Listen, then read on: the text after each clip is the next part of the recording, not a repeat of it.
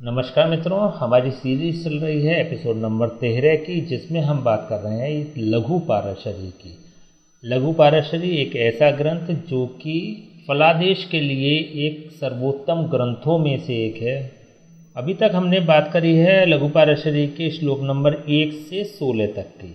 आज हम बात करने जा रहे हैं श्लोक नंबर 17 की, जो अभी तक बात किए गए सभी राजयोगों में सर्वोत्तम राजयोग को परिभाषित करने वाला है। चलिए देखते हैं श्लोक नंबर 17 क्या कहता है। क्या होता है सर्वोत्तम राजयोग? राजयोगों में भी सर्वोत्तम राजयोग। श्लोक नंबर 17 और योग कारकाध्याय का ये चौथा श्लोक है। चलिए देखते हैं। श्लोक नंबर 17 कहता है, त्रिकोणाधिपर्योर मध्ये संबंधो येन केनचित् केंद्रनाथस्य बलिनो भवेद्यति सुयोगकृत। पहले हम इसका अर्थ जान लेते हैं, फिर भावार्थ समझेंगे और फिर विस्तृत व्याख्या करेंगे एक कुंडली के आधार पर। एक कुंडली लेंगे एग्जाम्पल में, जिसमें कि हम विस्तृत व्याख्या करेंगे। इसका अर्थ है, पंचमेश अथवा नवमेश इन दोनों में से किसी एक से यदि दशमेश का संबंध हो तो सुयोग कारक होता है, उत्कृष्ट राजयोग होता है। देखिए, एक इसकी अगर व्यापक व्याख्या करें तो इसमें इस श्लोक में दो कारिकाएं हैं, दो लाइनें हैं, जिसमें प्रथम लाइन का अर्थ है किसी भी त्रिकोण का बलवान केंद्र स्थानेश अर्थात दशमेश से संबंध हो तो उत्तम योग होता है। एक तो ये अर्थ हुआ पहली कारिका का, पहली लाइन का। दूसरी लाइन का अर्थ है किसी भी केंद्र स्थान के स्वामी ग्रह का संबंध बलवान त्रिकोणेश अर्थात नवमेश से संबंध हो तो भी राजयोग होता है। चलिए एक कुंडली ले लेते हैं, फिर एक विस्तार से चर्चा करते हैं इस श्लोक के बारे में। ये आपकी स्क्रीन पर एक कुंडली है। ये कहता है किसी भी त्रिकोण का, किसी भी त्रिकोण का मतलब दो के त्रिकोण होते हैं केवल, पंचम भाव और नवम भाव दो त्रिकोण होते हैं।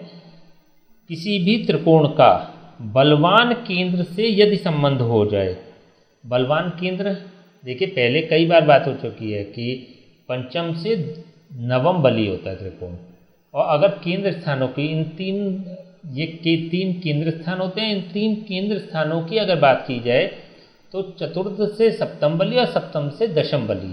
तो यहाँ पर बात हो रही है बलवान केंद्र।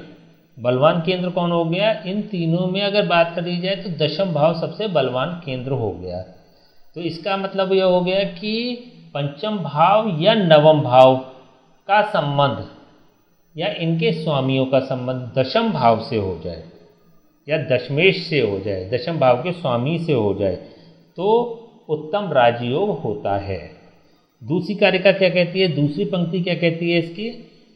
किसी भी केंद्र स्थान के स्वामी का संबंध, किसी भी केंद्र स्थान मतलब इन तीनों में से कोई भी केंद्र स्थान के स्वामी का संबंध, या तो चतुर्थ भाव या तो सप्तम भाव या तो दशम भाव, इन तीनों में से किन्हीं एक का, तीनों का नहीं किसी एक का संबंध बलवान त्रिकोण से अगर हो जाए। अगेन बलवान त्रिकोण कौन सा है? दो त्रिकोण है, पंचम भाव और नवम भाव। तो बलवान त्रिकोण कौन सा है? नवम भाव। बलवान त्रिकोण से अगर हो जाए अथवा त्रिकोणेश से अगर संबंध हो जाए तो सर्वोत्तम राजयोग होता है। देखिए दो कंडीशन बताई गई हैं इसमें सर्वोत्तम राजयोग की। पहली कंडीशन है किसी भी केंद्र का संबंध नवम भाव से हो जाए। दूसरी कंडीशन है किसी भी त्रिकोण का संबंध, पंचम या नवम का संबंध दशम भाव से हो जाए। ये दो कंडीशन है। अच्छा, एक बात और है, जब हमने श्लोक नंबर 16 की चर्चा करी थी, उत्तम राजयोग की जब बात करी थी, तब भी वहाँ पे सीधे स्पष्ट कह दिया गया था कि नवम भाव और दशम भाव का संबंध, नवम भाव और दशम भाव का अगर संबंध बन जाता है तो ये राजयोग उत्तम राजयोग का निर्माण करता है। लेकिन आज हम बात कर रहे हैं सर्वोत्तम राजयोग की। तो क्या आवश्यकता है श्लोक नंबर 17 देने की, जब ये बात पहले ही हो चुकी है? एक चीज़ नई है केवल कि पहले हमने बात कर दी केवल नवम और दशम भाव की। आज जो बात कर रहे हैं इन तीनों में से किसी एक का संबंध नवम भाव से हो जाए अथवा इन दोनों में से किसी का संबंध त्रिकोणों में से किसी का संबंध दशम भाव से हो जाए। एक तो ये नई बात है, तो सर्वोत्तम राजयोग का निर्माण होता है। लेकिन इससे भी महत्वपूर्ण बात यह है कि एक शब्द आया है बलिनो, केंद्रनाथस्य बलिनो भवेद्यति सुयोगकृत। बलिनो, बलिनो शब्द से मतलब ये हो गया कि या तो नवम भाव या तो दशम भाव, इन दोनों में से किसी न किसी का संबंध जरूर होना चाहिए। जब हम केंद्र त्रिकोण संबंध की बात करते हैं, देखिए ये तो हम सीख चुके हैं, ये तो हम कई बार चर्चा हो चुकी है, 3 श्लोकों में लगातार ये बात की चर्चा हो चुकी है कि केंद्र और त्रिकोण का परस्पर संबंध राजयोग का निर्माण करता है।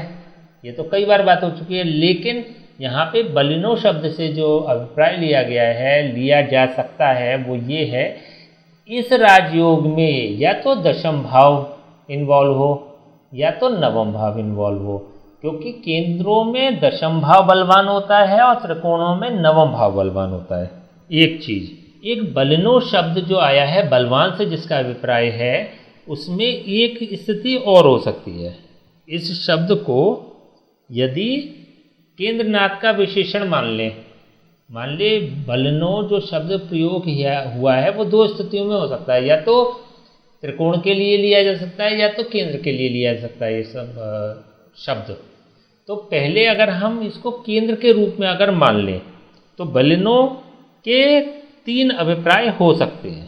पहला क्या हो सकता है, इसके जो व्याख्या हो सकती है वो इस प्रकार से हो सकती है कि बलवान केंद्रेश किसी एक त्रिकोण से संबंध कर ले, दशम भाव इनमें से किसी एक से संबंध कर ले। एक स्थिति तो ये है कि सर्वोत्तम राजयोग का निर्माण हो जाएगा। वो एक अलग बात है, वो भी एडिशनल हो सकता है कि इसके साथ साथ दशम भाव का संबंध नवम भाव से हो जाए या दशम भाव का संबंध पंचम भाव से हो जाए, और इससे भी और बढ़िया हो सकता है कि दशम भाव का संबंध पंचम भाव और नवम भाव दोनों से अगर हो जाए तो ये सोने पे सुहागा है, तो सर्वोत्तम से भी उत्तम एक योग का निर्माण हो जाएगा। दूसरी स्थिति क्या हो सकती है, जो बलिनो शब्द आया है या बलवान से जिसको अर्थ लिया गया है, बलवान शब्द 3 रूपों में प्रयोग किया जा सकता है, किया गया हो सकता है। व्याख्याकारों ने या लघु पाराशरी ने इस बलिनो शब्द को 3 रूप में प्रयोग किया हो। या तो ये कहना चाहते हैं कि भावेशत्व की दृष्टि से अगर बली हो, भावेशत्व का मतलब भाव, जैसे चतुर्थ से सप्तम बली और सप्तम से दशम बली, तो ये या तो भावेशत्व की दृष्टि से अगर बली हो। दूसरी स्थिति क्या हो सकती है कि भाव की दृष्टि से अगर बली हो। भाव की दृष्टि का मतलब हो गया यह संबंध जो है, जो पर्टिकुलर संबंध है केंद्र और त्रिकोण का संबंध जो है, जो इस श्लोक में बात हो रही है, उसका संबंध केवल उत्तम भाव में बने, या कह सकते हैं कि केवल दशम भाव में ही बने या फिर नवम भाव में ही बने। केंद्रों में बली दशम भाव और त्रिकोणों में बली नवम भाव, तो इन दोनों में से किसी भाव में बने, ये स्थिति भी हो सकती है। इसका मतलब हो गया कि युति संबंध हो दशम भाव में, या फिर किसी भी रूप में दशम भाव का इन्वॉल्वमेंट हो या नवम भाव का इन्वॉल्वमेंट हो, एक दूसरी भाव के आधार पर। तीसरी क्या हो सकती है, अपनी स्थिति से बली हो जाए, जैसे नवम भाव का लॉर्ड और दशम भाव का लॉर्ड, नवम भाव का स्वामी और दशम भाव का स्वामी, ये दोनों ही अपनी या ये दोनों ही बली हो, इनमें से कोई एक बली हो, दोनों ही अगर बली होते हैं तो उत्तम सर्वोत्तम हो जाता है। सर्वोत्तम का से भी बलवान राजयोग का निर्माण हो जाएगा। ऐसी स्थिति में क्या हो सकता है कि इन दोनों भावों के स्वामी या इनमें से किसी एक भाव का स्वामी, या फिर जो राजयोग का निर्माण कर रहे हैं चतुर्थ सप्तम या दशम या पंचम या नवम, इन पांचों में से कोई एक ग्रह या दोनों ग्रह अपनी स्वराशि में स्थित हो, अपने मूल त्रिकोण में स्थित हो, अपनी उच्च राशि में स्थित हो या अपने स्वनवांश में स्थित हो, तो ऐसी स्थिति को कह सकते हैं कि अपनी स्थिति से बली हो गए वो। ऐसा भी संभव है। तो 3 स्थितियां इसकी बन सकती हैं बलिनो शब्द का अगर पूर्ण रूप से व्याख्या करी जाए तो इट मीन्स कि ये संबंध अब ओवरऑल क्या हो गया, भावेश्यत्व की दृष्टि से देखें, भाव की दृष्टि से देखें और अपनी स्थिति से देखें। तो यदि कोई भी ग्रह अगर संबंधित राजयोग दशम या नवम भाव में बनता है और इसी के साथ इन दोनों के स्वामी अपनी मूल राशि, मूल त्रिकोण राशि, उच्च राशि या स्वनवांश में स्थित हो, तो ये उत्कृष्ट राजयोग का निर्माण करने वाला होगा। क्लियर है? अब चलिए एक चीज और समझ लेते हैं कि अभी हम केंद्र की बात कर रहे हैं बलिनो, तो हमने दशम भाव को ले लिया। अगर हम त्रिकोण के रूप में अगर ये भावार्थ आता हो, अगर ये व्याख्याकार ये कहना चाहते हैं त्रिकोण में से जो बली है उसके आधार पर अगर ये कहना चाहते हैं, व्याख्याकार व्याख्या करना चाहते हैं इसकी, तो नवम भाव का जो इन्वॉल्वमेंट है वो त्रिकोणेश की दृष्टि से या त्रिकोण बलिन्नः शब्द जो प्रयोग हुआ त्रिकोण के लिए वो नवम भाव के लिए संभवतः रहा होगा, क्योंकि त्रिकोणों में नवम भाव बली है। आई होप ये टॉपिक या ये पॉइंट आपको अच्छे से क्लियर हो गया होगा। तो यहाँ पर पिछले श्लोक में और इस वाले श्लोक में, नवीन श्लोक में, श्लोक नंबर 16 और 17 में ये विशेष रूप से अंतर है कि यहाँ श्लोक नंबर 17 में जब सर्वोत्तम राजयोग की बात की गई है तो बलिनो शब्द को लिया गया है जो कि नवम भाव अथवा दशम भाव का द्योतक है, उसको इंडिकेट करता है, उसको रिप्रेजेंट करता है। अब ओवरऑल क्या निष्कर्ष निकल के आता है?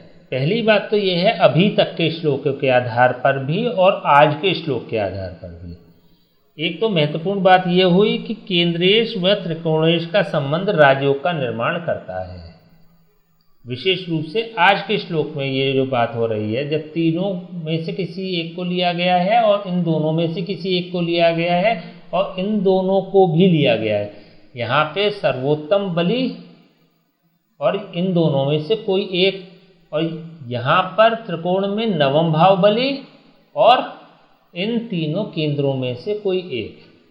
तो इट मीन्स कि इन तीनों केंद्रों को और इन दोनों त्रिकोणों को सम्मिलित किया गया है राजयोग में। तो निष्कर्ष क्या आया कि केंद्रेश व त्रिकोणेश का संबंध राजयोग का निर्माण करने वाला होता है। इसकी पावर, इसका बल, इसकी क्षमता, इसका ताकत जितनी बढ़ती चली जाएगी उतना उत्तम राजयोग का निर्माण होता चला जाएगा। जैसे कि अभी हमने जस्ट अभी बात करी कि अपनी राशि में हो, मूल त्रिकोण राशि में हो, उच्च राशि में हो अथवा स्वनवांश में स्थित हो, तो इनमें इनकी ताकत बढ़ती चली जाएगी उत्तरोत्तर। उत्तरोत्तर इसलिए कह रहे हैं कि सबसे पहले स्वर राशि में हो तो बली होगा, मूल त्रिकोण में हो तो और बली होगा, उच्च राशि में हो तो और बली होगा, स्वनवांश में हो तो सर्वोत्तम बली होगा। इसकी चर्चा हम कर चुके हैं पिछले जब हमने ग्रहों के स्वभाव की बात करी थी एपिसोड नंबर 12 में। जब हमने एपिसोड नंबर 12 की सीरीज चलाई थी 42 श्लोकों की, इन सभी की चर्चा करी थी हमने। मूल त्रिकोण की चर्चा करी थी, स्वर राशि का भी, उच्च राशि का भी और नवांश का भी, सभी की हमने चर्चा करी थी। दूसरा निष्कर्ष क्या निकलता है इसमें कि संबंध करने वाले ग्रहों में जो 4 संबंध बताए गए थे, जो हमने पहले संबंध बताए थे, 4 प्रकार के संबंध बताए थे। कौन सा श्लोक था वो? श्लोक नंबर 14 में। श्लोक नंबर 14 में हमने 4 प्रकार के संबंध बताए थे, सहावस्थान संबंध, दृष्टि संबंध, क्षेत्र संबंध और स्थान दृष्टि संबंध। तो इन चारों में से जो सर्वोत्तम संबंध है अथवा उत्तरोत्तर बलवान संबंध है, उसके आधार पर इनकी रिजल्ट देने की क्षमता होगी, इनकी पावर होगी रिजल्ट देने की, या उस पैमाना होगा, एक मेजरमेंट होगा कि कितना बड़ा राजयोग का निर्माण हो रहा है। तीसरी बात क्या आई? त्रिकोणों और केंद्रों में क्रमशः उत्तरोत्तर बलवत्ता के आधार पर इसका रिजल्ट्स होंगे। उत्तरोत्तर का मतलब अभी जैसे बताइए 4 से 7 और 7 से 10 और नवम से पंचम से नवम बने, ठीक है। तो इसके आधार पर इसकी श्रेष्ठता का पैमाना होगा कि वो पावर कितनी पावरफुल है और कितना श्रेष्ठ राजयोग का निर्माण हो रहा है। एक चीज और समझने वाली है इस श्लोक के आधार पर एक चीज़ और समझने वाली है कि 16 श्लोक नंबर 16 और 17 में 16 की पुनरावृत्ति क्यों हुई, श्लोक नंबर 17 में श्लोक नंबर 16 की पुनरावृत्ति क्यों हुई? क्या क्योंकि वहाँ श्लोक नंबर 16 में भी तो धर्म कर्मणों शब्द कह के नवम भाव और दशम भाव को ले ही लिया गया था ना। तो यहाँ पे 17वें श्लोक में इसकी पुनरावृत्ति क्यों हो रही है? इन दोनों में वहाँ पे स्पष्ट ये कह के छोड़ दिया गया कि धर्म कर्मणों, इट मीन्स कि नवम और दशम भाव कह के छोड़ दिया गया था। लेकिन यहाँ पर श्लोक नंबर 14 से श्लोक नंबर 14, 15, 16 तीनों श्लोकों में जो हमने विस्तृत व्याख्या करी थी तीनों श्लोकों की, उसका जो जिस्ट है, उसका जो निचोड़ है, वो इन्होंने श्लोक नंबर 17 में बलिनो शब्द कह के उसको बता दिया है कि जब आप राजयोग देखेंगे तो आपको परस्पर बलवत्ता देखनी है, परस्पर कितना बलवान हो रहा है, उत्तरोत्तर कितना बलवान हो रहा है वो योग, उसके आधार पर एक मेजरमेंट डिसाइड आपको करना होगा, जिसके आधार पर आप फलादेश करेंगे। उत्तरोत्तर बली जो स्थिति है उसके आधार पर आपको इसके प्रेडिक्शंस करने हैं। उत्तरोत्तर बली का मतलब वही उच्च स्थिति है, मूल त्रिकोण है, स्वग्रही है, स्वनवांश है। क्योंकि देखिए ये तो हमने समझ ही लिया है कि दशमेश और नवमेश का जो संबंध है, नवम भाव और दशम भाव का जो संबंध है, वो तो श्रेष्ठ राजयोग का निर्माण करता ही है। लेकिन इसमें भी अब हमको ये भी देखना पड़ेगा कि इसकी व्यक्तिगत पावर कितनी है, इसकी इंडिविजुअल पावर कितनी है। ये दशम भाव में बनना है, ये नवम भाव में बनना है, कोई ग्रह उच्च का है या स्वनवांश का है, किस तरह की स्थिति है। देखिए इन शब्दों का स्वनवांश की जो बात हो रही है या फिर उच्च की स्थिति की हो रही है, अगर आपको विस्तार से इसके बारे में जानना, देखिए जो परिपक्व एस्ट्रोलॉजर है वो तो सारी चीज़ों को समझ रहे होंगे जो शब्दों को प्रयोग किया जा रहा है। लेकिन अगर आप नहीं समझ पाते हैं तो आपको पीछे वाले हमारे एपिसोड्स में जाना पड़ेगा, पीछे वाले चैप्टर्स में हमें जाना पड़ेगा, क्योंकि हम क्रमबद्ध तरीके से यहाँ तक पहुँचे हैं। तो कोई भी एक ऐसा शब्द नहीं है जो कि आपसे अछूता रह गया हो, जो आपको समझाया ना गया हो, जो इस टॉपिक को आपसे विस्तार से चर्चा न की गई हो। जब आपसे विस्तार से चर्चा हो गई है पहले वाले चीज़ों को लेके और हर कॉन्सेप्ट को क्लियर कर दिया गया है, तभी आज हम इसकी बात कर रहे हैं। इसके अलावा भी हमने जो बात करी थी, हमने एपिसोड नंबर 12 की जब सीरीज चलाई थी तो हमने कुछ और अवस्थाओं की बात करी थी ग्रहों की, जैसे दीप्त अवस्था है, स्वस्थ अवस्था है, मुदित अवस्था है, बहुत सारी अवस्थाओं की बात करें। तो कंपैरेटिवली उनको भी हमें कंसीडर करना होगा, तभी हम इसका आधार बना पाएंगे कि यह योग कितना उत्तम हो रहा है। आई होप आप बहुत अच्छे से इसको समझ चुके होंगे। हम लगातार चर्चा कर रहे हैं एपिसोड नंबर 14 से और आज तक 17 तक हमने बात करी विभिन्न प्रकार के राजयोगों की, शुभ योगों की। अब सवाल ये उठता है कि इनके रिजल्ट्स हमें मिलेंगे कब। अगर कोई बनता भी है, कोई राजयोग का निर्माण होता है, कोई शुभ योग का निर्माण होता है या फिर कोई प्रभावशाली योग का निर्माण होता है, तो उसके रिजल्ट्स हमें कब मिलेंगे, कौन सा समय होगा जब उसके हमको आउटपुट मिलेंगे। तो वो एक सिंपल सी जो बात है वो ये है कि कारक ग्रहों की दशा अथवा अंतर्दशा में इसके रिजल्ट्स प्राप्त होते हैं। कारक मतलब जो कि इन्वॉल्व हो रहे हैं, जो 2 ग्रह या 3 ग्रह या 4 ग्रह इन शुभ योगों में, राजयोगों में इन्वॉल्व हो रहे हैं, उनकी दशा या अंतर्दशा में रिजल्ट्स मिलते हैं, पहली चीज़। दूसरी चीज़, उनके मित्र ग्रहों की दशा में भी रिजल्ट मिलते हैं। तीसरी बात क्या है वो हम अगले वाले श्लोक में चर्चा करने जा रहे हैं। नेक्स्ट श्लोक जो होगा हमारा योग कारक ग्रहों की दशा और अंतर्दशा के फल प्राप्ति के समय पर होगा। तो नेक्स्ट एपिसोड को आप मिस मत करिएगा, क्योंकि उसमें ये बताया जाएगा कि इन शुभ योगों के रिजल्ट्स और किन दशाओं में मिल सकते हैं और किन परिस्थितियों में मिल सकते हैं, या ये अपना प्रभाव कहाँ तक छोड़ते हैं। क्या पर्टिकुलर ग्रहों की दशा, योग कारक ग्रहों की दशा और अंतर्दशा यदि नहीं मिले, महादशा अगर नहीं मिले, तो क्या जीवन में ये घटित होंगे, क्या ये अपना शुभ प्रभाव देंगे? इसका जवाब आपको अगली वाली श्लोक में मिलेगा, श्लोक नंबर 18 और श्लोक नंबर 19 में। तब तक के लिए हमें आज्ञा दीजिए। नमस्कार।